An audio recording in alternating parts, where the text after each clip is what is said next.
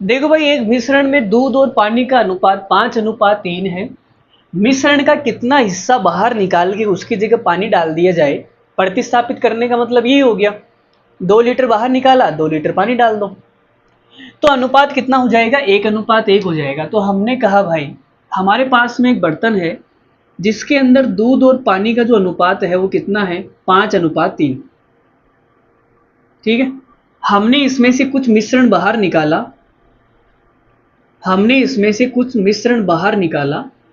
मिश्रण क्या निकाला? बाहर निकाला। ठीक है, तो अनुपात तो उतना ही रहेगा दूध और पानी का, 5:3 ही रहेगा। फिर जितना मिश्रण हमने बाहर निकाला उतना पानी डाल दिया। ठीक है, उतना पानी डाल दिया, तो अनुपात कितना हो गया? 1:1।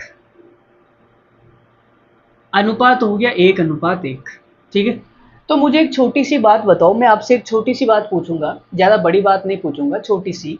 मैंने कहा भाई, इस लाइन के बाद में क्या मैंने दूध को छेड़ा है क्या?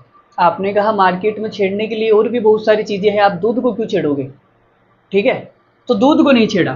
तो हमने कहा भाई दूध सेम होना चाहिए, यहाँ पे 5 है तो वहाँ भी 5 होना चाहिए, तो हम इसको 5 से गुणा कर देते हैं, ठीक है।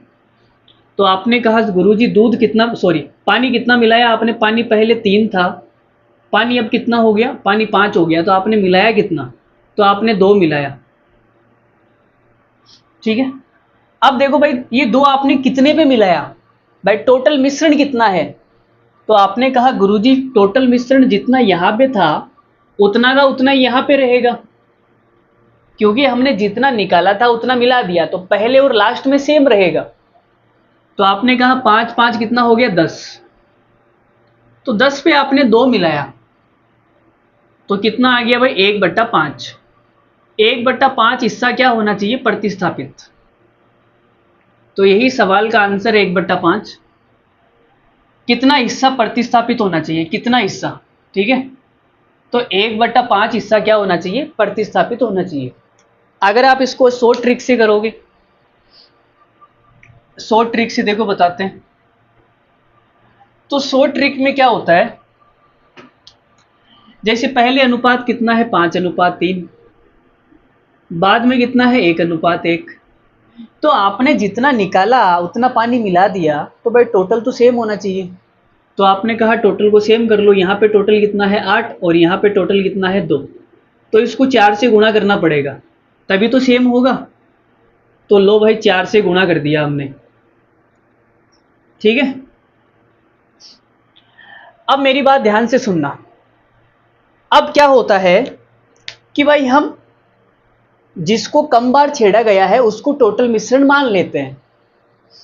ठीक है, जिसको कम बार छेड़ा गया है उसको हम टोटल मिश्रण मान लेते हैं।